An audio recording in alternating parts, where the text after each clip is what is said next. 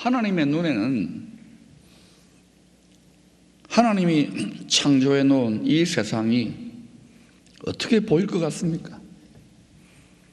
원래 이 꼬라지로 안 만들어 놨거든요. 하나님이 굉장히 총애하는 신하가 하나 있었어요. 아들처럼 여겼던 신하인데 이 최측근 그룹 천사장이 지가 하나님이 되겠다고 이 썩을 놈이 말이에요. 그래가지고 이게 나머지 내시들을 다 이끌고 반란을 일으켜버렸어요.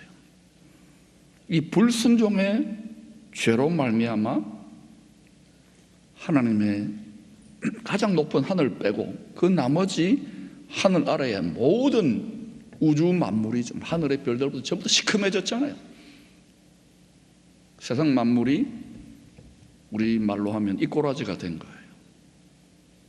썩어짐의 종로로 하고 있는 겁니다. 그래서 하나님의 심정이 어떻겠어요? 아주 걸작품으로 보시기에 심히 좋게 만들어 놓았는데, 그래서 하나님께서 가지고 있는 이 마음을 알 사람이 거의 없어요. 근데 바울이라고 하는 사람의 마음 속에 하나님의 깊은 속마음을 깨닫게 하시는 성령으로 충만하게 완전히 사로잡아 봤어요. 그 사람의 마음과 생각을. 그래서 창조주의 이 세상 만물을 향한 탄식을 이렇게 대변했습니다. 같이 한번 읽어보십시다. 시작. 그 바라는 것은 피조물도 썩어짐의 종로로 단 데서 해방되어 하나님의 자녀들의 영광의 자유에 이르는 것이니라. 피조물이 다 이제까지 함께 탄식하며 함께 고통을 겪고 있는 것을 우리가 아느니라. 우리 가끔 보면 평생 너무 고생을 많이 한 욕쟁이 할머니들 있잖아요. 입에 욕을 달고 다녀요. 그 욕쟁이 할머니들은 뭐라 합니까? 이놈의 썩을 놈의 세상, 이런 말 하지요. 또 나라 꼴이 이상해지면 이놈의 썩을 놈의 나라, 이런 말 하잖아요. 그런 말 안 해도 온 세상 만물 피조물은 썩어가고 있습니다. 아무도 아멘을 안 하시네. 그 증거가 우리가 지금 살아있습니까? 썩어가고 있습니까? 우리 마음이 이 세상, 우리는 우리 중심으로 세상이 돌아가는 것으로 볼 수밖에 없는 존재예요. 우리 마음이 센터이기 때문에 썩고 있잖아요. 우리 마음도 썩었고. 그러면 이 세상 만물, 우리 육신도 썩는 것을 보면서, 한번 썩는 것을 보면서 한번 썩는구나를 봐야 돼요. 그래서 성부, 성자, 성령, 삼위일체 엘로힘 하나님이 이 세상이 만들어지기도 전에 이 세상이 썩을 놈의 세상이 되겠구나, 이걸 아셨기 때문에 예수 하나님을, 우리는 그분을 모노게네스, 독특한 생명의 종자, 예수 하나님을 하늘의 사람 같은 밀씨앗으로 썩게 하셨어요. 죽었어요. 농사 지으면 씨가 썩잖아요. 죽잖아요. 그래가지고 하나님의 전능하신 능력으로 썩지 아니하는 영원한 부활의 첫 열매가 되게 하셨습니다. 할렐루야. 그래서 죄로 인하여 썩어짐의 종로로 하며 탄식하는 모든 만물, 모든 피조물들이 썩음의 고통으로 함께 탄식하며 간절히 기다렸던 영원히 썩지 않는 새 종자, 새 품종이 죽음을 이기고 다시 태어난 거예요. 이걸 뉴 크리에이션이라는 거예요. 예수님이 제일 먼저 시작하셨어요. 여기에 새로운 세상, 새로운 나라, 새로운 인간, 썩지 않을 만물이 시작된 것입니다. 그래서 예수님이 처음이에요. 그래서 농부 하나님 아버지의 입장에서는 이 세상 만물 중에 가장 귀한 보물은 뭐냐? 우리는 예수를 믿어도 부귀영화에, 우리 교회에, 내 명예에, 돈벌이에, 내 건강에, 여기에 몰두할 수밖에 없는 피조물입니다. 육신이 있기 때문에. 그런데 하나님 아버지의 입장, 농부의 입장에서는 가장 귀한 보물은 뭐냐면 영원히 썩지 않는 거룩한 씨가 되어주신, 죽으시고 부활하신 예수 그리스도가 가장 귀해요. 이게 보물이에요, 하나님의 입장에서는. 믿음은 썩어질 육신 질그릇에 마음 밭에다, 이게 화분입니다. 이 썩어질 질그릇 화분 안에 마음이라는 밭이 있어요. 여기에다가 가장 귀한 보물인 썩지 않는 예수 말씀 씨앗, 영생 말씀 씨앗을 심은 거예요. 이게 믿음입니다. 그 믿음으로 구원받는다. 구원은 열매예요, 열매. 사도행전 2장 41절 이하와 4장 23절 이하를 보면 온 세상에 심어질, 온 세상에 뿌려질 알곡 성도들의 마음의 눈을 지혜와 계시의 성령이 활짝 열어줘 버린 거예요. 그래서 대부분 어때요? 구약의 이스라엘 백성들도 뭐 하나님 믿는다 하고 양 잡고 소 잡고 난리법석을 떠는데도 비나이다 해도 다 이 땅인데, 이 세상인데, 육신인데, 이 사람들은 마음의 눈이 밝아졌는지 하늘에 환하게 자리 잡고 있는 하나님의 나라, 하늘나라, 거기에 계시는 예수 그리스도와 하나님 아버지를 눈으로 보듯이, 영 안이죠, 마음의 눈이 밝아서 그걸 보는 거예요. 그걸 바라보는 거예요. 그러니까 비디오를 보듯이, 유튜브를 보듯이 거기에 빠지게 사람은 바라보는 대로 생각하고 살거든요. 그래서 이야, 이거 내가 그동안 뭐 디아스포라로 이래저래 살아왔는데 이 보니까 돈벌이하고 자식 키우고 고생했는데 이거 아니구나. 이 썩을 양식만을 위해 사는 게 아니구나. 하나님께 맡기자. 그러고는 그 중에 전부 다는 아니겠죠. 그 중에 많은 사람들이 자기 재산과 소유를 다 팔아서 필요한 사람들 나눠주는 거예요. 자기를 쌓지 않고 나눠주고, 그 다음에 사도들이 또 거기 열심히 있는 사람 복음 전파하니까 이거 쓰시라고. 바로 이때 막 재산도 내놓고 성도들이 미쳤어요. 이때 사도행전 4장 35절 이하를 보니까 사도들로부터 위로의 아들이다 칭찬을 받았던 바나바도 부동산을 처분해가지고 드렸습니다. 그런데 누가 하니까, 사람은 따라쟁이거든요. 하니까 도전을 받은 거예요. 이야, 나도 이렇게 돼서 안 되겠다. 그 중에 아나니아라고 하는 사람이 있습니다. 이 사람은 아나니아 아닌데 자기도 좀 칭찬도 받고 그 교회 성도들에게 인정을 받고 싶었나 봐요.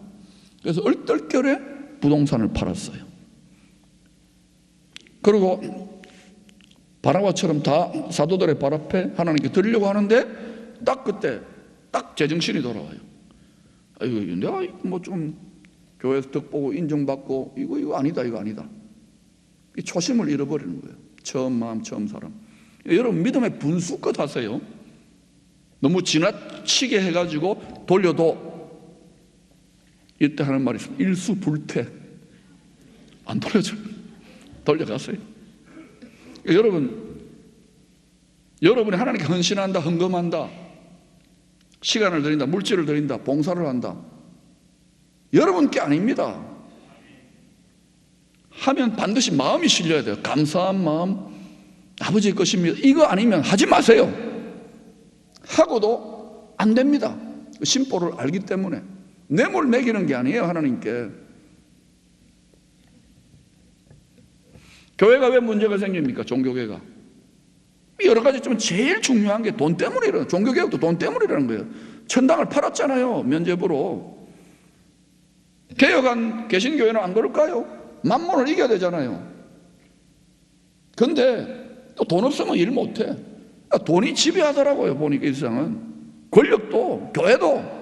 이거 한번 이겨보자고요. 사도행전이 그렇게 했잖아요. 이거는 사람이 못해요. 아멘 해도 안 되는 거예요. 이거는 성령께서 제정신이 아니게 더 치워줘야 돼요. 그렇게 하면은 하나님이 어때요? 전부 다 돈도 하나님 다 가지고 있는데 이놈들 봐라, 밀어줄까요? 다른 아니에요. 그 주면 또 썩어질 사람은 안 줘요. 그러나 감당할 곡간증이들은 하나님이 니 한번 열쇠 줄게 해봐라. 그 사람은 그때부터 골치 아파질 겁니다. 네, 여러분 적당하게 내가 감당할 만큼 분수만큼 달라고 하세요. 막 갑자기 화면이 작아졌어. 하여튼 그래서 하여튼 바나바처럼 다 드린 것처럼 이렇게 사도들 앞에 내놓았는데 이제 칭찬해달라고 나도. 그런데 사도행전 5장 3절에 보면 베드로의 반응이 기가 막힙니다. 같이 읽어보십시다. 시작. 베드로가 이르되 아나니아야 어찌하여 사탄이 내 마음에 가득하여 내가 성령을 속이고 땅값을 말을 감추었느냐. 아니 몇 년 전에 누구예요? 베드로 지도 예수님 보고 사탄아 물러가라 이랬잖아요. 예? 같은 사탄이 네 마음에 사탄이 가득하구나. 왜 하나님을 속였느냐? 네가 하나님 것으로 드렸으면 하나님 건데 왜 꼽을 치느냐 이 말이에요. 도둑질하지 말라는 거예요. 이 책망을 듣고 어떻게 알았지? 심장이 얼어붙었는지 기절초풍해가지고 죽었어요. 3시간 후에 그의 아내 삽비라도 왔는데 아마 분명히 그 꼽을 쳐놓은 거 가지고 백화점 가서 여러 가지 샀을 거예요. 삽빗을 거예요. 손가락만한 진주 목걸이도 삽비고 뭐 텔레비도 삽비고 삽비라 그래서 또 이 사람도 성령을 속여서 대답하다 죽습니다. 사도행전 5장 14절은 이 사건에 대한 성도들의 반응을 이렇게 기록했습니다. 온 교회와 이 일을 듣는 사람들이 다 크게 두려워하니라. 만약에 오늘날 어떤 목사가 이런 책망을 하거나 이런 말을 하면 어때요? 주주 사람 죽였다고 법정에 세워주고 감옥 들어갔을 거예요. 신문에 났을 겁니다. 9시 뉴스에 나왔을 거예요. 그런데 초대교회 성도들은 성령이 더 씌워버렸기 때문에 베드로를 통하여 하신 이 교회적인 경고로 받아들이는 거예요. 이거 복장 속에 욕심 갖고 자기 욕심이 우상숭배거든. 요거 했다가는 우리 죽을 수 있겠구나. 하나님이 뭐예요? 스페셜 케어, 특별 관리에 들어간 교회예요. 사도행전 5장 42절에 그 초대교회 성도들 같이 읽어보십시오. 시작. 그들이 날마다 성전에 있든지 집에 있든지 예수는 그리스도라고 가르치기와 전도하기를 그치지 아니하니라. 우리는 어때요? 날마다 집에 있든지 텔레비를 보고 날마다 교회에 있으면 커피 마시고 누구누구 이렇게 혹시 키스하고 날마다 또 강아지 키우고 날마다 오늘은 뭐 먹을까 그러고 알아요. 지금은 2000년 전이 아니고 시대가 달라졌는데요. 목사님 이런 구닥다리 종교적인 책 이야기하지 말라고 이야기할 거예요. 그렇게 하고 싶을 거예요. 하세요. 근데 이게 그래도 우리가 표준을 삼아야 되는 프로토타입입니다. 우리가 지금 얼마나 엉터리예요. 아닌가요? 사도행전 6장은 교회의 머리가 되시는 주님께서 또 다른 시험을 또 출제하세요. 참 하나님 미워 죽겠어요. 또 시험을 해요. 이 정도 믿으면 얼마나 잘 믿습니까? 날마다 전도하고 복음 전하고 그러는데 가르치고 그러는데 초대교회 성도를 또 훈련하시는 거예요. 하나님 참 미워요. 하나님 사장님 나빠요. 하나님 나빠요. 나쁜 것 같아요. 교회가 계속 성령의 능력을 덧입어 많은 시험을 이기고 계속 부흥을 하는데 이번에는 또 교회 안에 헬라파 유대인들 그 디아스포라로 흩어져 가지고 하나님의 섭리 속에 이 헬라파 디아스포라 유대인들하고 또 본토백이 우리로 보면 포항 본토백이 있잖아요. 거기에 뿌리를 내린 이 뭐예요? 그 히브리파 유대인들 간에 이 갈등이 표출됐는데 그 두 그룹 속에 과부들이 가난한 사람들의 대표 아닙니까? 요즘은 뭐 팔자가 더 좋다는 말도 있는데 이분들이 계속 소외를 받는 구제를 받는데 이렇게 특별 구제연금 같은 한데 우리는 왜 안 주노? 우리 뭐 외국에서 왔다고 우리를 무시하는 거야? 뭐 이런 말이 당연히 일어나야 되겠죠. 그래 싸움이 벌어지고 다투게 된 거예요. 근데 이때가 언제냐? 교회가 성령의 권능으로 개척되고 막 복음 전하고 시험을 이기고 막 불같이 전진하고 있는데 약 5년쯤 지났을 때입니다. 수만 명짜리 교회가 된 거예요. 이때 어때요? 제정신이 돌아오기 시작한 거예요. 계속 성령에 더 씌워져 가지고 예수 정신으로 나가야 되는데 제정신이 돌아와요. 교회가 좀 안정이 되고 체계가 잡히고 이제는 뭐 이렇게 규모를 갖추고 여기도 좀 주고 저기도 좀 주고 이러기 시작하니까 한 5년 만에 이 헬라파와 히브리파뿐만 아니라 여러 그룹들이 있겠죠. 이방인들도 있겠고 이런 그룹들 속에 파벌이 생겨가지고 이런저런 교회 안에 5년짜리 묵은 내재된 갈등과 문제들이 막 터져 나오는 거예요. 터져 나와야 될까요? 안 나와야 될까요? 터져 나와야 돼요. 뾰루지가 터져 나와야 돼. 그래야 싹 닦지요. 이게 구제 문제는 그 중에 빙산의 일각일 거예요. 저는 그렇게 생각합니다. 그러니까 12사도들은 주님이 교회에 명하신 이 지상 계명, 서로 사랑하고 또 지상 명령 이거 하라는 데서 자꾸 벗어나는구나. 자기들도 이거 처리한다고 바쁘니까 이거 합니다. 성령께서 이제 큰 찔림을 주셔가지고 12명이 회의를 했어요. 교역자 회의하듯이 우리 큰일 났다. 생활 선교사가 돼야 되는데 3절 4절과 같이 목회 방침을 새롭게 제안합니다. 이 사도들의 목회 방침을 읽어보십시다. 시작. 형제들아 너희 가운데 성령과 지혜가 충만하여 칭찬받는 사람 7을 택하라. 우리가 이 일을 그들에게 맡기고 우리는 오로지 기도하는 일과 말씀 사역에 힘쓰니라 하니 그 결과로 최초의 교회 중직자 선거가 실시되었습니다. 우리도 이제 코로나 좀 가면 뽑아야 되겠죠. 이 중직자 선출의 기준이 4가지입니다. 우리도 이 기준을 따르면 좋겠어요. 따라합시다. 성령 충만, 지혜 충만. 지혜 충만은 뭐냐? 말씀 충만이에요. 그런데 오늘날 참을 수 없는 성도들의 말씀에 대한 무지. 목사인 저도 요즘 계속 성경 공부 새로 하고 있어요. 야, 이렇게 몰랐나? 이게 눈을 새롭게 열어주시니까 내가 정말 무식하구나. 깊이 회개하는데 여러분은 저보다 성경을 더 많이 알 거예요. 한번 물어보십시다. 여리고성은 누가 무너뜨렸습니까?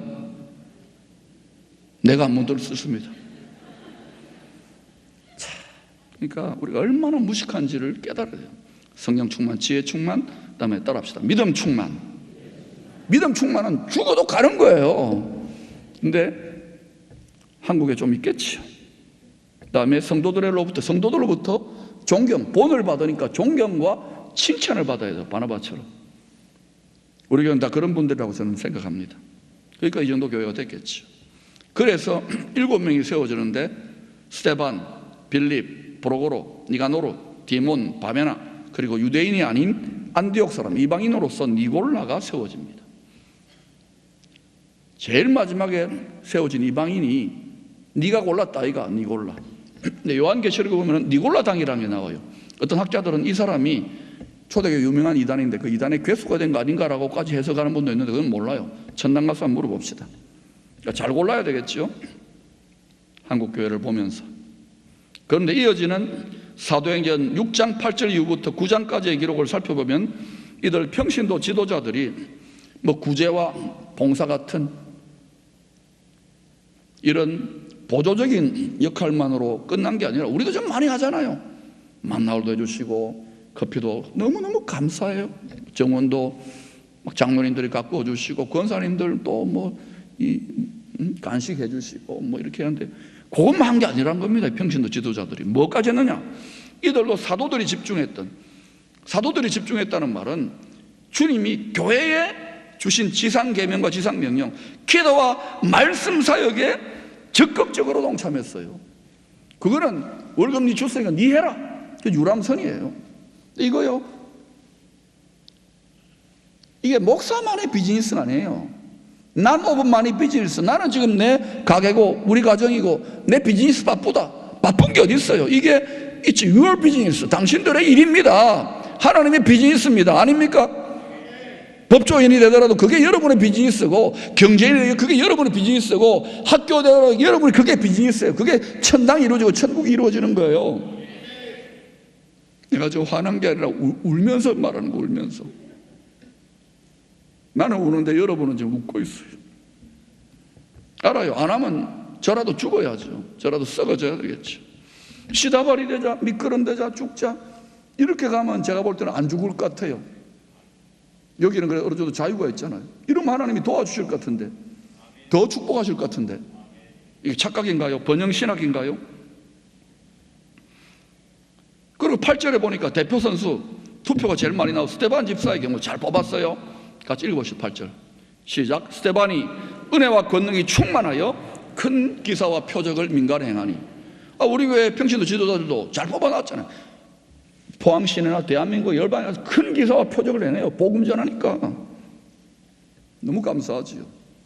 사도행전과 2000년 교회 역사 전체를, 아니 구약 성경까지도 관통하는, 건강하게 부흥하는 하나님의 공동체, 하나님이 축복하고 영광스럽게 받았던 그 교회와 성도들, 하나님의 백성들의 두 가지 공통된 영원 불변의 패턴이 있습니다. 그것은 스데반 집사가 다시 확인시켜 줍니다. 성령의 충만한 영광의 권능을 소멸하지 않는 거예요. 얼마나 예민한지 몰라요. 조금만 수틀리고 주님 마음 사심 들어가면 딱 떠나버려요. 안 속아. 그러고 아나니 삽별한테 안 속았잖아요.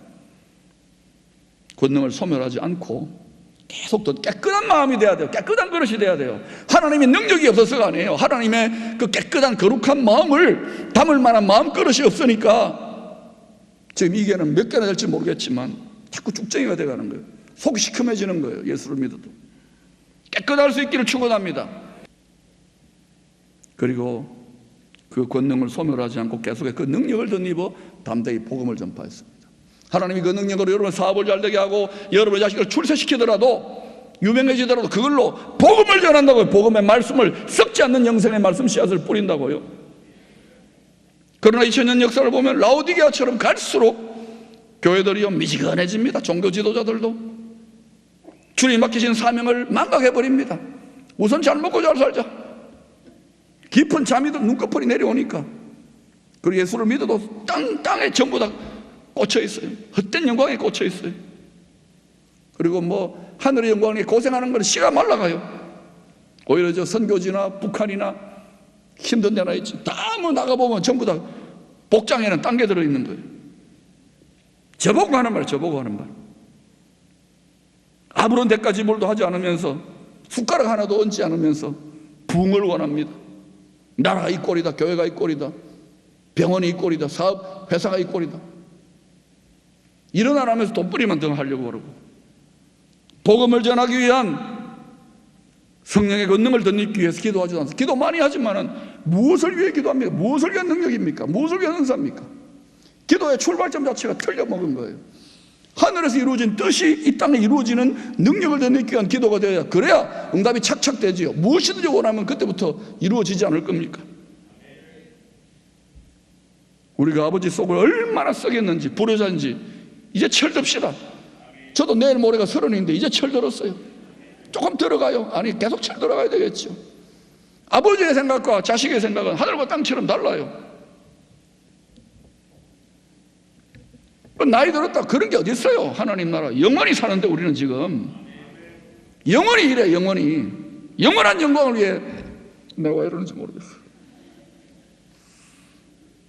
이 시대를 보면서 너무 아픈 마음이 있어가지고, 여러분이 감당 못한다는 것도 알아요. 그래도 한 푼이라도 더, 돈만이 아니고 하늘의 영광을 벌어봤으면 좋겠어요. 그리하면 하나님이 여러분이 자식인데 버리겠습니까? 아버지가 시험할 필요도 없어요. 너무 잘하니까.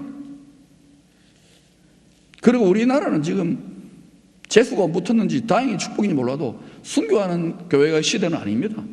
여기는 열방까지 빌라델비아 교회처럼 많은 나라들의 숨구멍을 열어주는 민족과 교회와 나라가 될 줄로 믿습니다. 그렇게 되게 돼 있어요. 저는 그렇게 확신합니다. 우기세요. 우겨. 목소리 큰 놈이 이기니까. 그럼 진짜 그런가 하고 따라옵니다. 틀릴 수도 있어요.